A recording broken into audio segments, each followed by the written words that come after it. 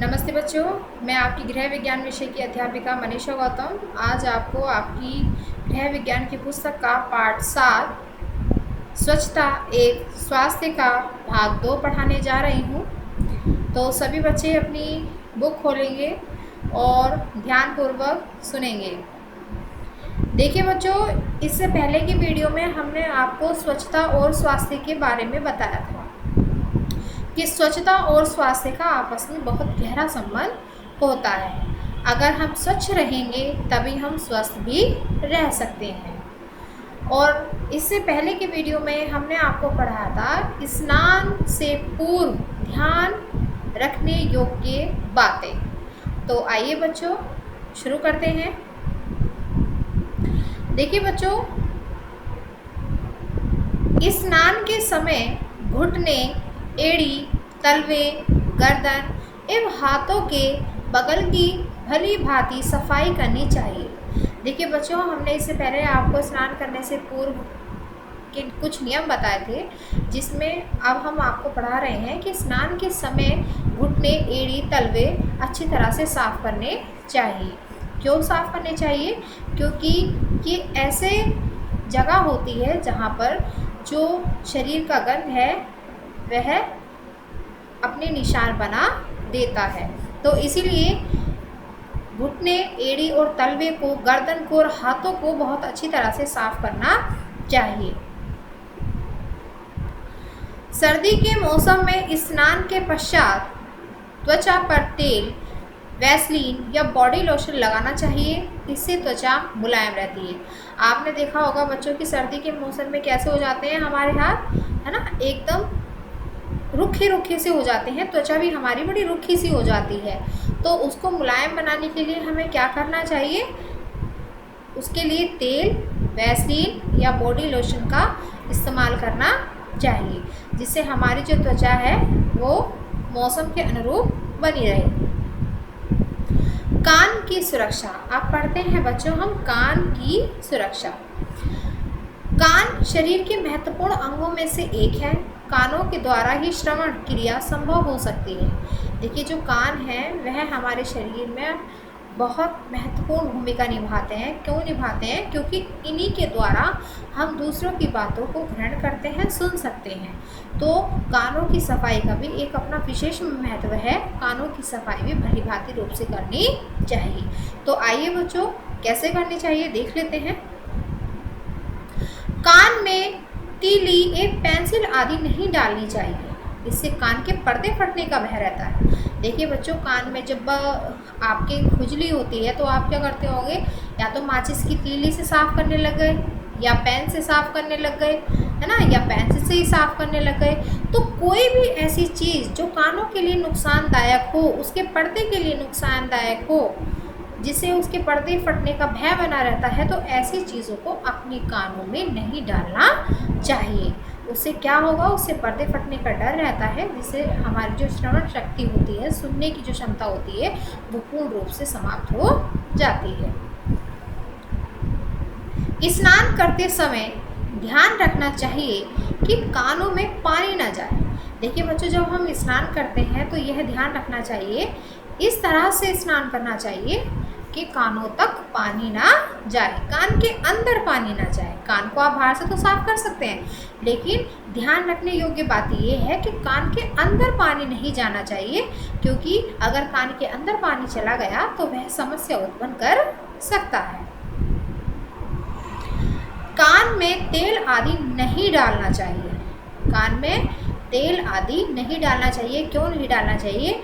क्योंकि इससे जो हमारा पर्दा होता है उसको नुकसान पहुंचने का भय बना रहता है, और बिना चिकित्सक के परामर्श के कोई भी चीज़ कान में नहीं डालनी चाहिए। सर्दी, जुकाम या गला खराब होने पर कानों में दर्द भी होता है, अतः इनकी तत्काल चिकित्सा करनी चाहिए। देखिए, सर्दी, जुकाम, सर्दी में क्या होता है? जुकाम या गला खराब होना, है ना, आम बात होती है, क्योंकि उस समय मौसम बदलता रहता है, हमारा खान पान बदल जाता है, जिससे हमारी गले की और जुकाम की समस्या उत्पन्न हो जाती है। तो ऐसे में क्या करना चाहिए? हमें बिना डॉक्टर की सलाह के कोई भी चीज़ का सेवन नहीं करना चाहिए।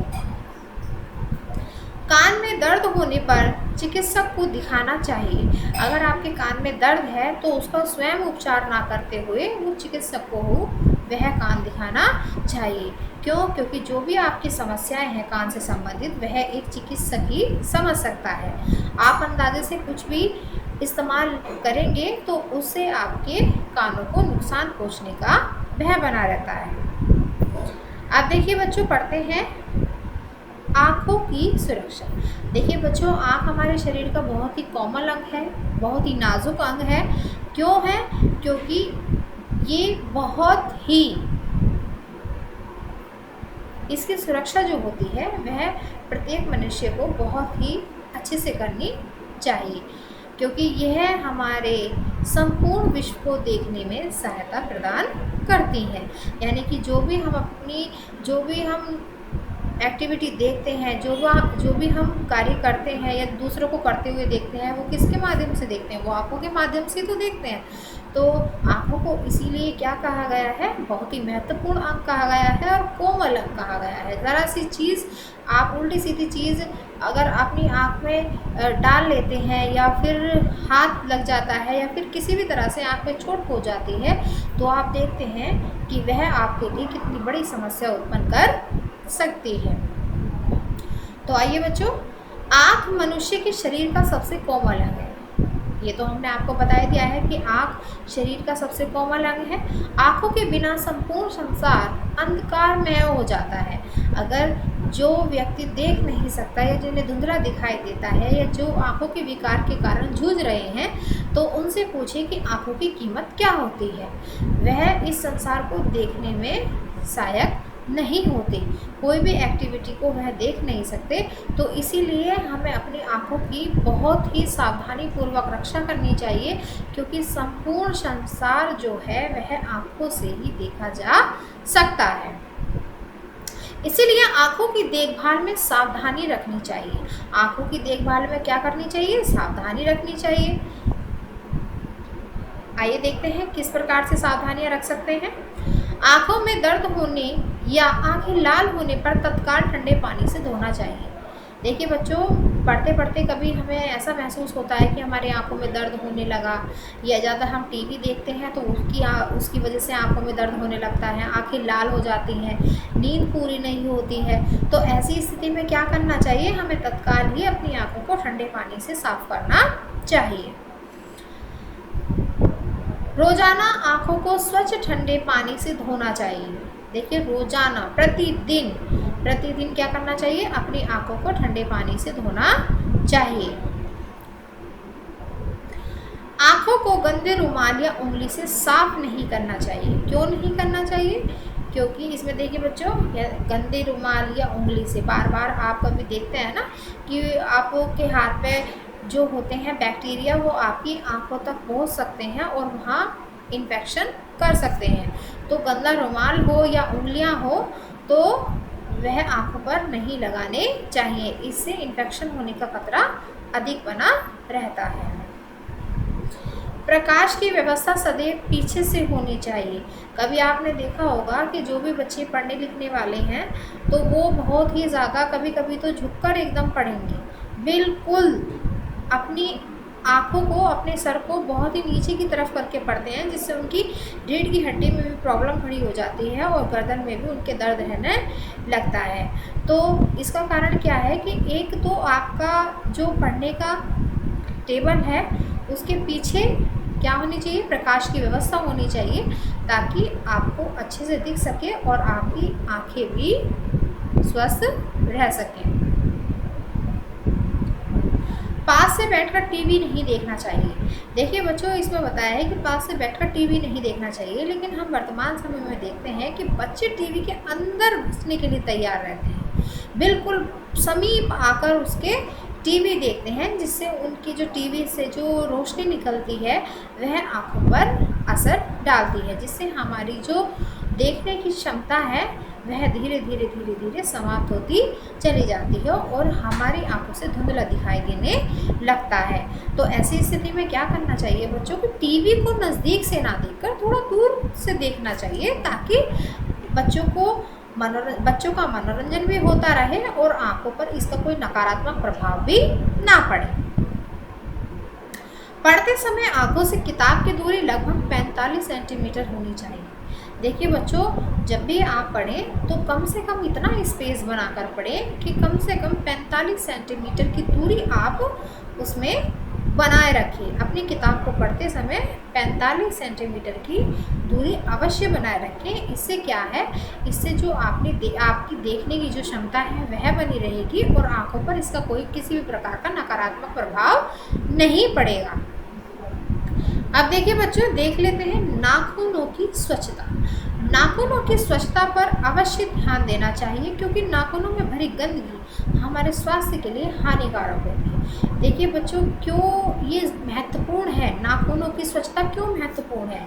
क्योंकि जो भी हम कार्य करते हैं वह अपने हाथों के माध्यम से ही करते हैं और हाथों में हमारे क्या हो जाता है, विभिन्न प्रकार के बैक्टीरिया हमारे हाथों में लग जाते हैं। जब हाथों में लग जाएंगे तो जाहिर सी बात है कि नाखूनों तक भी वह पहुंच जाते हैं और जब हम अपने हाथों को साफ करके भी अगर खाना भोजन ग्रहण करते हैं तब भी वह बैक्टीरिया नाखूनों में चिपके रह जाते हैं और इसी के माध्यम से वह शरीर में प्रवेश कर जाते हैं और प्रवेश करने के बाद क्या करेंगे, हमारी पाचन क्रिया को प्रभावित करेंगे, हमारे शरीर पर नकारात्मक प्रभाव डालेंगे।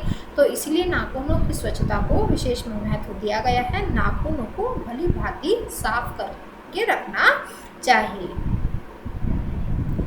नहाने या शौच जाने पर नाखूनों को साबुन से साफ करना चाहिए। देखिए बच्चों, अगर आप नहाने जा रहे हैं या शौच के लिए जा रहे हैं तो तब आप जब वहाँ से आते हैं तो नाखूनों को और हाथों को बहुत अच्छी तरह से साफ करना चाहिए जिससे उसमें बैक्टीरिया उत्पन्न ना हो सके। सप्ताह में एक बार नाखूनों को काटना चाहिए।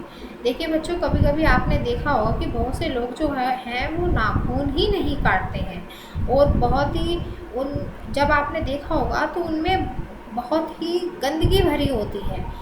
क्यों भरी होती है? क्योंकि वह काटते नहीं हैं और काटते नहीं हैं तो उसमें जो गंध है वो जमा होती रहती है जिसके कारण वह हमारे कहीं ना कहीं शरीर को भी प्रभावित करती है। तो सप्ताह में एक बार नाखूनों को अवश्य काट लेना चाहिए। गंदे नाखूनों में कीटाणु आ जाते हैं जो भोजन के साथ शरीर में जाकर हमारे शरीर को रोगग्रस्त कर देते हैं। नाखूनों को काटना क्यों आवश्यक है? क्योंकि यह भोजन के साथ मिलकर हमारे शरीर में क्या कर जाते हैं, प्रवेश कर जाते हैं और जब प्रवेश कर जाते हैं तो हमारा शरीर रोगों से ग्रस्त हो जाता है जिससे कई प्रकार की बीमारियां उत्पन्न हो जाती हैं। तो आइए बच्चों, अब हम अपना अगला टॉपिक पढ़ते हैं, वह है व्यायाम, एक्सरसाइज। व्यायाम क्या है देख लेते हैं बच्चों। नियमित व्यायाम से शरीर स्वस्थ तथा सुसंगठित रहता है। स्त्री एवं पुरुषों के लिए अलग अलग व्यायाम होते हैं। तैरना, साइकिल चलाना, दौड़ना, पैदल चलना, दंड बैठक लगाना, विभिन्न खेल कूदों में भाग लेना एवं योग कुछ प्रचलित व्यायाम है। देखिए बच्चों, नियमित व्यायाम से शरीर कैसा रहता है, स्वस्थ रहता है ना। हमारी शरीर की जो मांसपेशियां हैं वो सुडौल बनी रहती हैं और मस्तिष्क भी जो होता है वो हमारा अच्छे प्रकार से कार्य करता है। क्यों करता है? क्योंकि हमारा शरीर स्वस्थ है और जिसका शरीर स्वस्थ होता है उसका जो मस्तिष्क है वो अच्छे से काम स्वयं ही करने लगता है। तो स्त्री हो या पुरुष, उनके लिए अलग अलग व्यायाम भी होते हैं।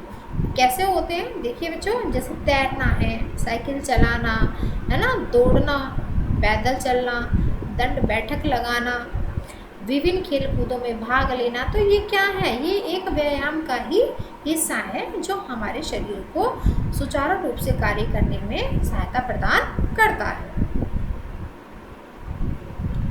अब देखिए बच्चों, व्यायाम करने से निम्न लाभ होते हैं। तो पढ़ते हैं बच्चों, व्यायाम करने से लाभ क्या मिलते हैं। तो सबसे पहले मनुष्य की भूख में वृद्धि होती है। देखिए बच्चों, जो भी मनुष्य खाता है, अगर हम खाएंगे और वर्क नहीं करेंगे तो उससे क्या होगा, हमारे शरीर की कैलोरी बढ़ेगी। कैलोरी बढ़ेगी तो मोटापा भी बढ़ेगा और जब मोटापा बढ़ेगा तो विभिन्न प्रकार की बीमारियों को वह जन्म देगा। तो इससे क्या है, व्यायाम करने से क्या होता है, एक तो हमारे शरीर की जो कैलोरीज हैं वो बर्न होती हैं और हमारा मोटापा भी क्या होता है, कंट्रोल में होता है। कोलेस्ट्रॉल हमारा कंट्रोल में रहता है, बीपी हमारा कंट्रोल में रहता है, और उससे क्या होती है, हमारी पाचन शक्ति अच्छे से कार्य करती है, जिससे हमारे शरीर में भूख अत्यधिक लगने लगती है, भूख में वृद्धि हो जाती है। व्यायाम से शरीर की मांसपेशियों में मजबूती आती है। देखिए शरीर में क्या होता है, व्यायाम से हमारे जो शरीर की मांसपेशियां होती हैं वो मजबूत होती चली जाती हैं।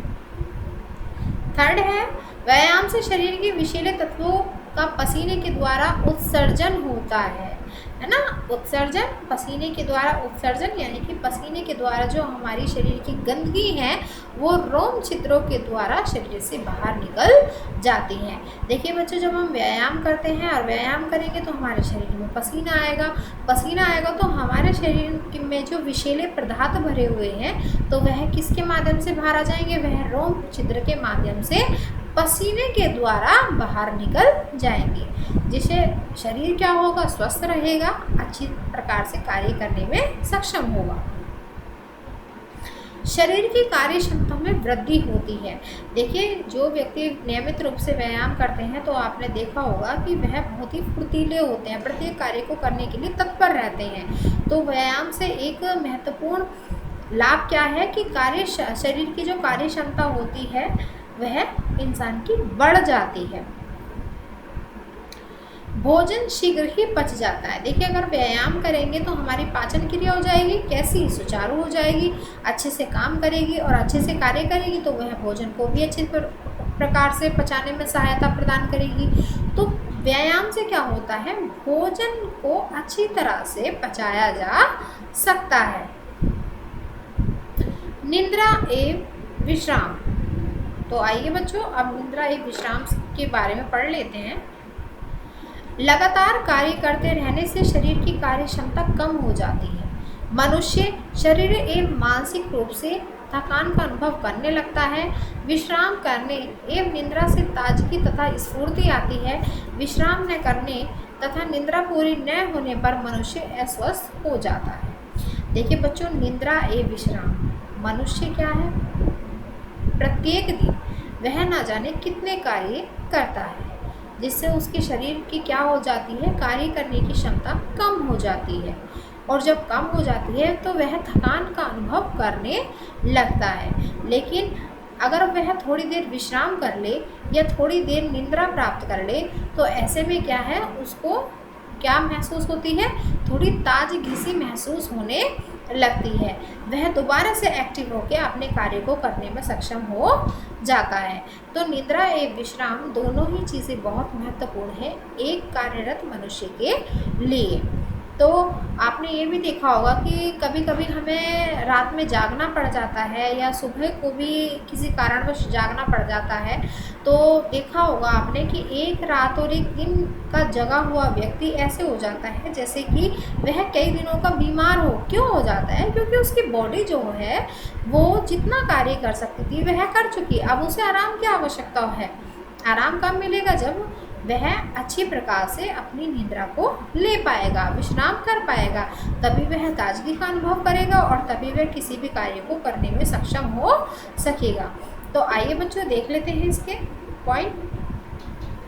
बच्चों को 8-10 घंटे तथा वयस्कों को 7 से 8 घंटे की नींद पर्याप्त है।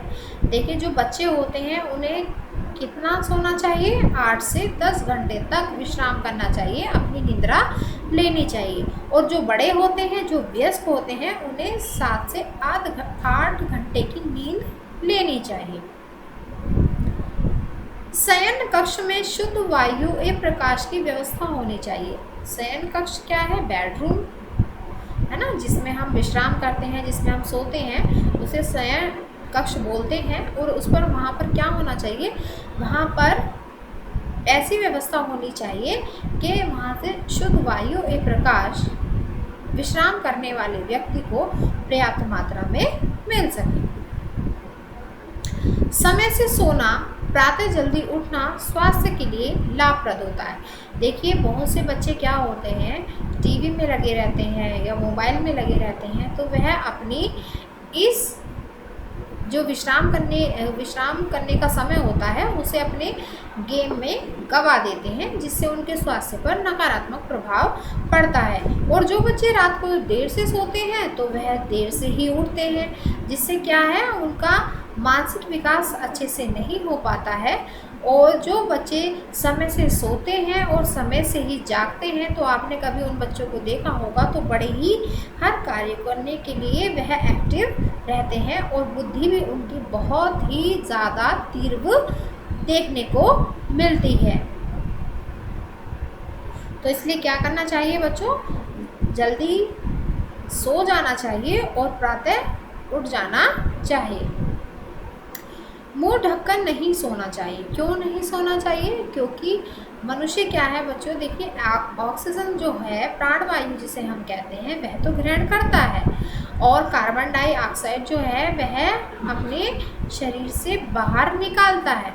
तो इसलिए क्या करना चाहिए, अगर हम मुंह ढककर सोएंगे तो वह जो कार्बन डाइऑक्साइड है वह निकलेगी नहीं, और जब निकलेगी नहीं तो उसका प्रभाव हमारे शरीर पर ही पड़ने लगेगा और हमें जो है सांस लेने में भी थोड़ी तकलीफ का अनुभव होने लगेगा। तो इसलिए मुंह ढककर नहीं सोना चाहिए। सोने के पहले शीतल जल से हाथ पैर धोकर सोने से अच्छी नींद आती है। देखिए बच्चों, अगर सोने से पहले क्या करेंगे, हम हाथ पैरों को अपने अच्छी तरह से साफ कर लेंगे तो क्या होगा, हमें ठंडक सी महसूस होगी, शीतलता महसूस होगी, जिससे क्या है, सोने में आपको किसी भी प्रकार की दिक्कत नहीं होगी और आप बहुत ही अच्छी निद्रा ले पाएंगे। अब बात आती है बच्चों पोषक आहार की। पोषक आहार, मनुष्य को स्वस्थ रहने के लिए पोषक आहार की आवश्यकता होती है। भोजन में कार्बोहाइड्रेट, वसा, खनिज लवण एवं विटामिन आदि सभी तत्व विद्यमान होने चाहिए, जिससे शरीर का उचित विकास हो सके। व्यक्ति स्वस्थ एवं निरोगी रहकर ही सभी शारीरिक एवं मानसिक कार्य ठीक ढंग से कर सकता है। देखिए बच्चों, पोषक आहार, संतुलित आहार में क्या कहा है एक मनुष्य को, कि एक मनुष्य को अपने आहार में सभी पोषक तत्वों को सम्मिलित करना चाहिए। पोषक तत्व हमारे कौन कौन से होते हैं बच्चों, जैसे कि विटामिन, प्रोटीन है, विटामिन है, खनिज लवण है, वसा है, जल है, ठीक है, कार्बोहाइड्रेट है। तो ये क्या है, ये 6 पोषक तत्व होते हैं जो हमारे शरीर को सुचारू रूप से कार्य करने के लिए सक्षम बनाते हैं। अगर इनमें से एक भी पोषक तत्व की कमी हो जाती है तो व्यक्ति क्या हो जाता है, कुपोषण का शिकार हो जाता है।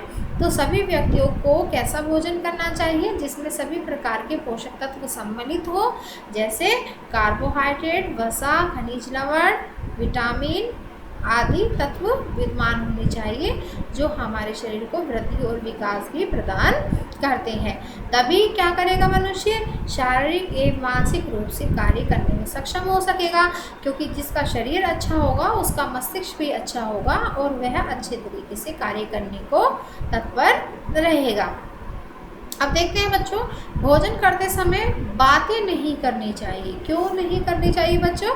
क्योंकि कभी कभी आपने देखा होगा कि भोजन करते करते, बात करते करते कोई भी हम ऐसा आहार ले रहे हैं जिसका हमारे गले में जो है वो अटकने का डर रहता है, जो हमारी श्वास नली पर प्रभाव डालता है और उससे क्या है, उससे कभी कभी तो ऐसी स्थिति में व्यक्ति की मृत्यु तक हो जाती है कि कभी कभी व्यक्ति कोई बात कर रहे हैं और बात करते करते वह भोजन भी ग्रहण कर रहे हैं और कभी कभी रोटी का टुकड़ा है या सब्जी का है या सलाद का है, वह हमारे गले में श्वास नली में फंस जाता है, तो यह मृत्यु का कारण भी बन सकता है।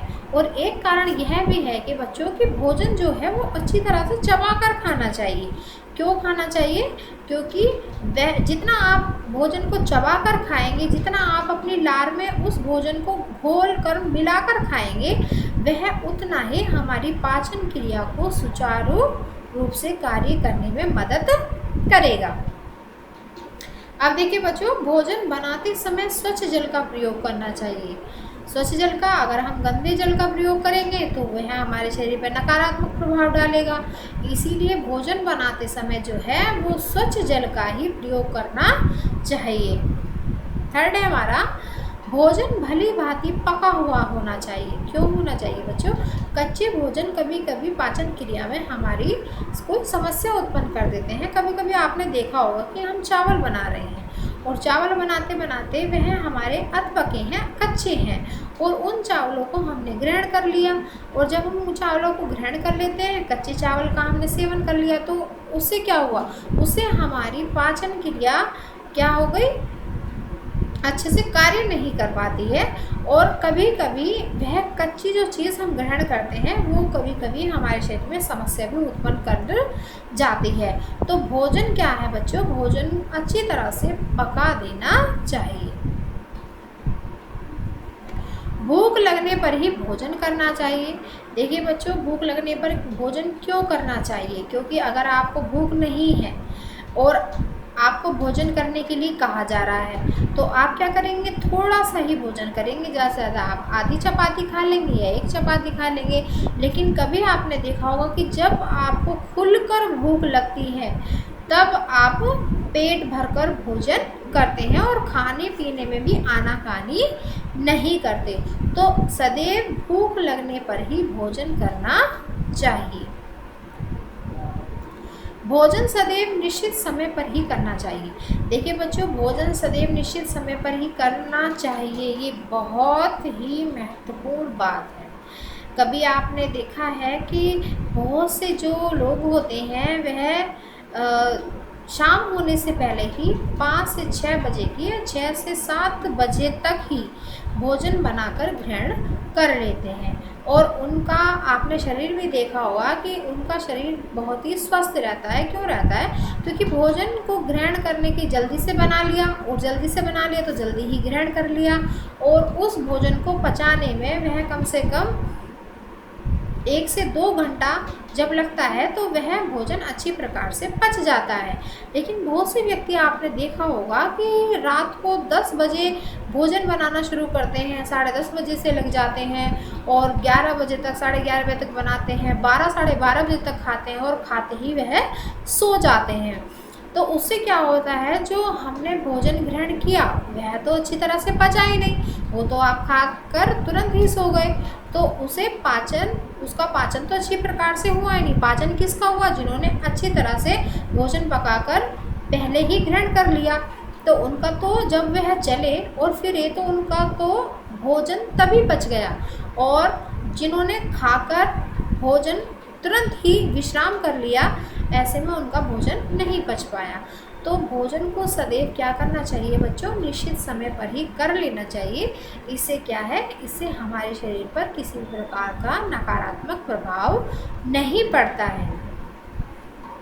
अब बात आती है बच्चों वस्त्रों की स्वच्छता। वस्त्र ही गर्मी एवं सर्दी से शरीर की रक्षा करते हैं। ये तो हम सभी जानते हैं बच्चों कि गर्मी में गर्मी जैसे वस्त्र पहने जाते हैं, सर्दी में सर्दी जैसे वस्त्र पहने जाते हैं। गर्मी में कॉटन के वस्त्र पहने जाते हैं। क्यों पहने जाते हैं? क्योंकि जब हमारे शरीर से पसीना बाहर निकलता है तो वह जो कॉटन के कपड़ा होता है वह गीला हो जाता है। गीला लगकर जब हवा चलती है तो वह हमें थोड़ा ठंडा सा महसूस होने लगता है। ठंडक देकर हमारे शरीर को सुकून सा महसूस कराता है। अब ऐसे ही सर्दी में देखिए बच्चों, सर्दी में सर्दी जैसे कपड़े पहनते हैं, वूलन पहनते हैं, और वूलन क्या है? हमारे शरीर को गर्मी प्रदान करती है, जिससे हमारी सर्दी से रक्षा होती है और सौंदर्य बढ़ाते हैं। अतः यह मनुष्य के स्वास्थ्य के लिए अनिवार्य है। अतः अच्छे स्वास्थ्य के लिए पर्याप्त स्वच्छ और ऋतु अनुकूल वस्त्रों का होना अत्यंत आवश्यक है। देखिए बच्चों, वस्त्रों का चयन क्या करना चाहिए? मौसम के अकॉर्डिंग ही करना चाहिए, मौसम के अनुसार ही करना चाहिए। अगर गर्मी है तो गर्मी में गर्मी के वस्त्र ही धारण करने चाहिए, और सर्दी है तो सर्दी में सर्दी के ही वस्त्र धारण करने चाहिए। इससे क्या होता है? इससे जो मौसम होता है उससे हमारे शरीर को जो रक्षा प्रदान करते हैं वे वस्त्र ही होते हैं। तो वस्त्रों का चयन अच्छी प्रकार से भली भांति करना चाहिए। इसके बाद है उपयुक्त वस्त्रों का चयन। वस्त्र ऐसे होने चाहिए कि वे मजबूत और शीघ्र गंदे ना हो। कमज़ोर वस्त्र बार बार धोने से शीघ्र फट जाते हैं, अतः वस्त्रों की सफाई के लिए ये आवश्यक है कि वे मजबूत हो और बार बार धोए जा सके। देखिए बच्चों, वस्त्रों का चयन इस प्रकार से करना चाहिए कि वस्त्र हमारे क्या होने चाहिए, मजबूत होने चाहिए, क्योंकि और जल्दी से गंदे ना हो, यह भी ध्यान में रखना चाहिए। क्योंकि अगर वस्त्रों को जल्दी से गंदे हो जाएंगे तो वह हमें धोने पड़ेंगे, साफ़ करने पड़ेंगे, और बार बार साफ़ करने से ऐसे वस्त्र क्या होते हैं, जो कमज़ोर रेशे वाले होते हैं, वो फट जाते हैं। तो वस्त्रों की सफाई के लिए बहुत ही ज़्यादा आवश्यक है कि आप वस्त्रों का चयन किस प्रकार से कर रहे हैं। आर्थिक सामर्थ्य के अनुसार वस्त्रों का चयन। व्यक्ति को वस्त्रों का चयन अपनी आर्थिक सामर्थ्य के अनुसार ही करना चाहिए। यह याद रखना चाहिए कि वस्त्रों की स्वच्छता तो व्यक्ति के स्वास्थ्य के लिए रखी जाती है, और यदि वस्त्रों का चयन सामर्थ्य से बाहर होगा तो वस्त्रों का ऐसा चयन और उनकी स्वच्छता निरर्थक होगी। तो इसमें क्या बताया गया है बच्चों कि आर्थिक सामर्थ्य के अनुसार वस्त्रों का चयन, यानी कि जितनी भी हमारी आर्थिक स्थिति है, जितना भी हमारा बजट है, उसी के अनुरूप हमें अपने वस्त्रों का चयन करना चाहिए। अगर ऐसे में हम अपने वस्त्रों का चयन अपनी आर्थिक स्थिति के अकॉर्डिंग नहीं करेंगे तो यह हमारी जो दैनिक खर्चे हैं उन पर भी बुरा असर डालता है। अब देखिए बच्चों, बिस्तर पर कवर प्रयोग करना।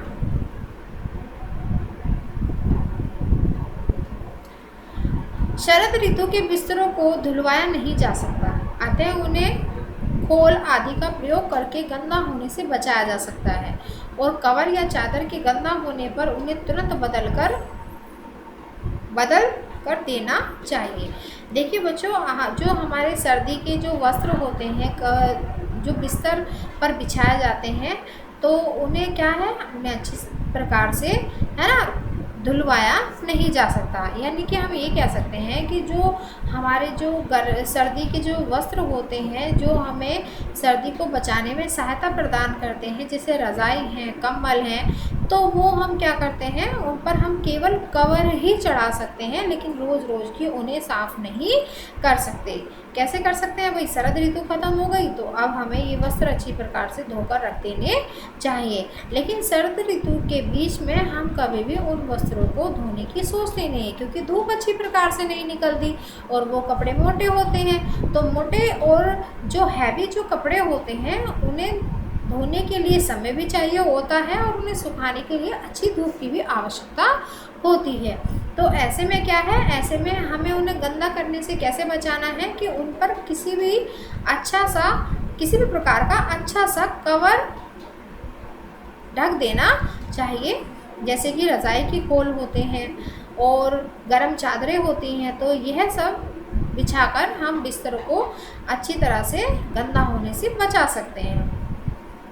तो देखिए बच्चों, आज हमने इस वीडियो में आपको क्या बताया है, आपको नहाने के जो नियम थे वह भी पढ़ा दिए हैं इस वीडियो में हमने आपको, और आँखों की सुरक्षा हम किस प्रकार से कर सकते हैं, कानों की सुरक्षा हम किस प्रकार से कर सकते हैं, संतुलित आहार किसे कहते हैं, कैसा आहार व्यक्ति को करना चाहिए, वस्त्रों की स्वच्छता क्या है, यह भी हमने इस वीडियो में आपको पढ़ाया है। तो अगली वीडियो में बच्चों हम इस पाठ का आपको तीसरा भाग पढ़ाएंगे। ठीक है बच्चों, तो अब आपको क्या करना है, अब आपको इस पाठ को कम से कम 2 बार अच्छे से पढ़ना है और ध्यानपूर्वक प्रत्येक चीज़ों को समझना है। ठीक है बच्चों, धन्यवाद।